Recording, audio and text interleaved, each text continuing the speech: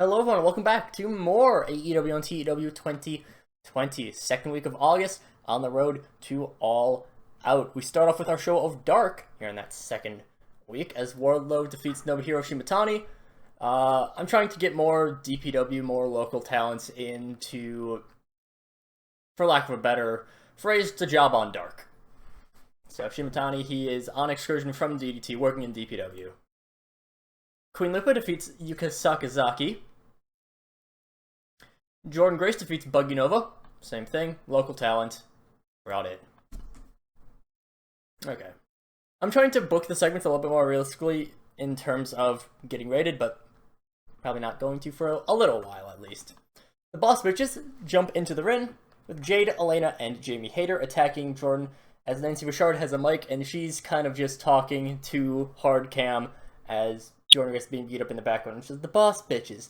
That's what we've always been. But sometimes, me and Elena especially, it's unfortunate to hear us be called bitches. I mean, sure, we're bosses and we're all that, but me and Elena, well, we don't really like the vibe of boss bitches. So instead, we're getting a little bit of a rebranding. We're embracing who we really are. Because we're not just boss bitches. We are baddies, the hottest, baddest, most legitimate gals in the entire world, not just in AEW. As for this amazing Jordan Grace, oh, she's bad, alright. She's bad at everything else that we can do good. She's nothing compared to the baddies. I was hesitant on changing the name just because it's what Jade Cargill's group is actually called in AEW, but it's just easier to say. And Elena Black and Nancy Bouchard, they don't really fit the boss bitch vibe. So just renaming them. Everything else is good. Hammerstone defeats Colt Cabana. Kari Hojo defeats KZT. And they have great chemistry. The Motor City Machine Guns defeat the Gun Club. Private Party defeat Gabriel Sky and Colby Carino. Turns out I haven't actually booked Private Party in like a month. They were gone for all of July. After this, a vignette plays of the Cult of Cole discussing how to make it up to Adam Cole. Devon eventually suggests that he and his sons could easily beat down and capture the Nightmare family to help take out Cody's legacy, while Sheridan and Janela can bother the Bucks. Of course, all against the Elite.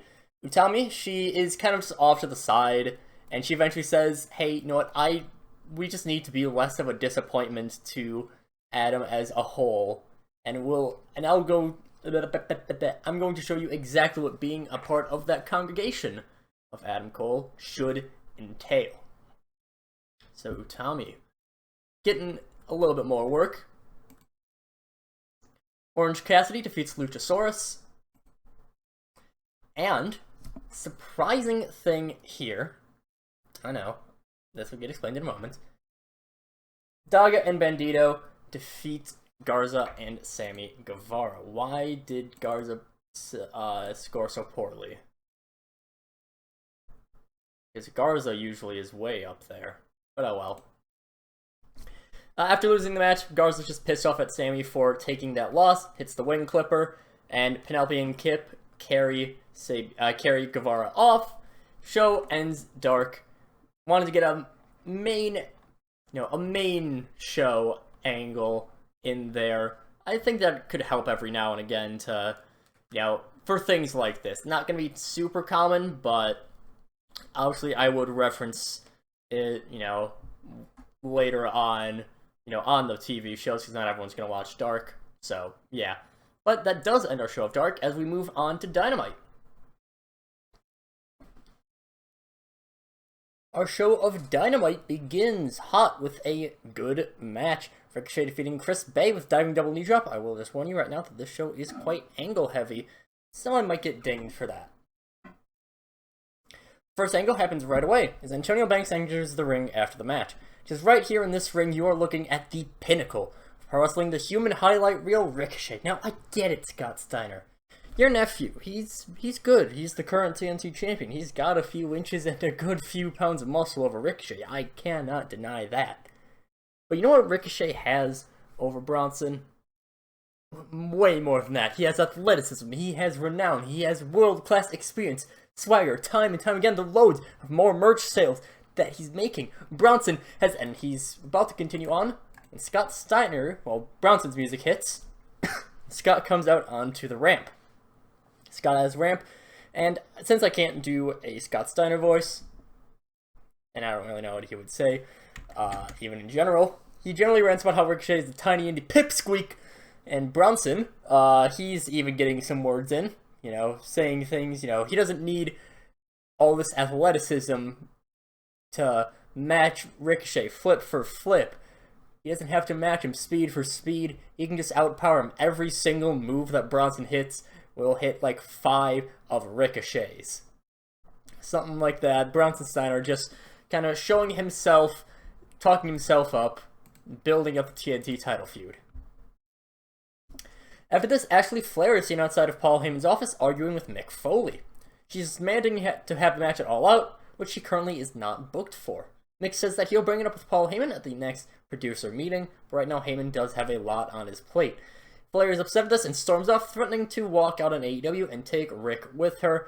The Queen's Court follows suit. God damn. Why are your gimmicks are always poor, Flair? Alexa Paradise then defeats Tenille Dashwood. Almost immediately after the finish, Deonna is in the ring, beating down Lexi. Deonna's yelling at her the entire time, saying that she's just trying to steal the spotlight from AEW mainstays, like her obviously not an AEW original. But she stops her yelling when Satnam Singh gets into the ring and is towering over Deonna, and Deonna, she stops a beatdown, she stops talking, but she doesn't back down, not by any means. She pushes, saying, she's yelling at him, saying, hey, you're not gonna fight back, I'm a girl. And, the big, muscly bodyguard, they never attack girls. And Singh proves her wrong. Massive hand over Deonna's neck, ready for a chokeslam, but that's prevented from happening when the North rush out. They probably sneak up from behind Singh, give him a couple blows to the back of his knees, and Deonna, she breaks free, she escapes. The North, they're up pretty quickly afterwards. They're yelling at Lexi, and Lexi, she gets up onto Singh's shoulders because, he has over 2 feet of height over Lexi, so makes sense there.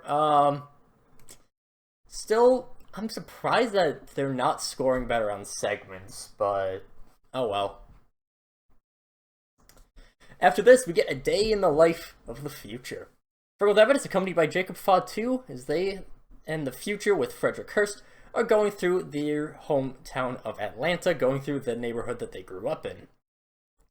The Future seem to be respected by their community. They're talking with a bunch of people.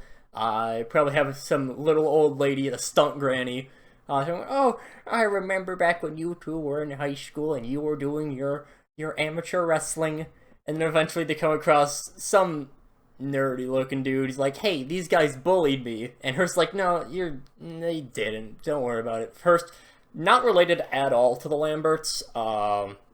Just clearing that up. Frederick Hurst, completely unrelated guy. He's just hitched his wagon to the Future.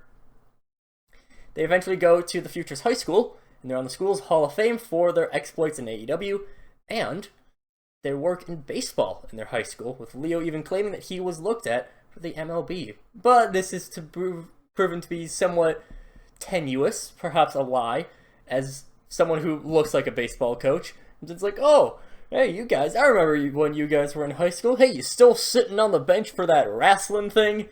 And the Future, shut up. No, we're stars like we used to be in high school.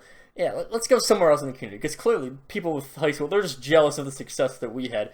That nerd, he knows how good we are in the ring. He knows that we're the future of AEW. This old man, he's just jealous that we're succeeding. We're making more money than he ever will. They're just being kind of assholes. Trying to build up my Regens as characters a little bit more. Still a work in progress. Io defeats Thunder Rosa. Yeah. Io asks for Mike after the match, and traditional fashion, she starts talking about how Layla Hirsch is someone who can easily prove herself by losing to Io. But she can't get far before Layla Hirsch has slid into the ring from the crowd, and she delivers a quick suplex to Io Shirai, continues laying in, and even hits a moonsault on the best woman in the world. Refs and road agents, they rush out to break things up, but Layla, she leaves of her own volition, and the refs and road agents kind of check on Io instead. Kurt, who came out with the refs and road agents, but a lot slower, he looks shocked as Layla passed him by, but he doesn't really look disappointed. Like, it's more of just, hey, probably shouldn't have done that, but I'm not mad. After this, we see Ashley Flair again entering the production office. She enters yelling for her and her dad to leave AEW because of her mistreatment, and she kind of offhand mentions, because of our mistreatment and the mistreatment of my court on this roster. But she's shocked and immediately worried as she sends out the court to go and look for whoever did this. The camera's only able to see what she's referring to as the court leaves, with Ric Flair being laid out on the ground. Rick eventually wakes up after Ashley kind of resuscitates him by shaking him, and he's like, I didn't see who attacked me, but I know she was a strong girl. And Flair, she calls for medical attention as the camera cuts to commercial. I wonder who was responsible for the attack. After this, we come back from commercial. Jon Moxley's music hits, and he comes to the ring alone. Does AEW's become a lawless wasteland, don't you guys think? Legends being attacked backstage, wrestlers being beaten up after their matches, no matter what show you go on. Dynamite, Rampage, Dark, it's all the same. Well, I'm kind of sick of the way that AEW's tolerated this, and Paul, well, he's not exactly the best person around for keeping everything on the up and up. So that's why I'm stepping in. Just know, everyone backstage, everyone in the audience, you gotta know that if I see anything going on in front of me, behind me, anywhere, anytime, I'm gonna make the answer to the new sheriff in town. The sheriff at extremely marketable Jon Moxley. Yes, please. Basically, he's stone cold. Yeah. Heyman and Brock Lesnar's music hits, and the head of talent management steps onto the ramp, and he says, "Now, John, I know you've had some changes you wanted to make to AEW, and I respect your initiative for going out like this, but you can't make up a sort of rule like that. You can't just put yourself in a position of power like that. You can't claim yourself to be the new sheriff in town without bringing up to any of the EVPs or to Tony Khan, myself, or anyone for that matter. In fact, I have half a mind to fire you for this, but I know that it'll get me in hot water with Tony Khan because you draw a lot of money. And plus, as we've already announced, you are the referee for our main event at All Out. So you'll get a pass this time, but know that in the future, you can't just end." Heyman, he's, as he's talking, he's walking to the ring, he gets into the ring, him and Lesnar follow suit. I'm imagining it's like, Moxley is looking at, go hard cam to the ring, Moxley's on the right, then Heyman's right in front of him, Brock is to Heyman's left, so further back, and Moxley is like, I imagine he chucks his mic at Brock, Death Rider, and Heyman, he's shocked, and Mox just quickly, he leans over to his mic and just says, "It's new laws, Heyman." Fantastic. The administrative muscle, it's a lot of ups and downs. After this, Renee Paquette is in an interview with Shotzi Blackheart, asking about the attack on Mayu on Saturday at Rampage. And Shotzi says, "Well, it's pretty simple. Mayu's the champ and I'm the challenger. Sure, I respect Mayu and she respects me, but we can't just act buddy-buddy the entire time until the pay-per-view. If we work together until then," think about this, Renee. "If we work together until then, one of us isn't going to be able to bring out the best of our best. And, well, while I know that I'm always going to be at the top of my game, I want Mayu to be at her best. Because while she can be this heart and soul of AEW, and the heart with this Joshi styling, she's not the only heart here in AEW in this match. I've got the black heart in my name. Now, I get it. I'm not a conventional woman. I'm not like all those other champions that we've seen. I'm not like Riho. I'm not like Mayu, like Kana, like Hikaru Shida. I've got the green hair. I've got the tank. I've got the tats. I get it.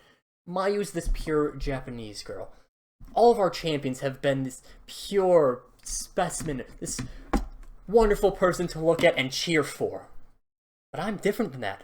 We're both different, and while we can get along, and I want to get along with her, at the same time, I want to fully bolster myself so I can whoop Mayu's ass any day of the week, and especially on Sundays.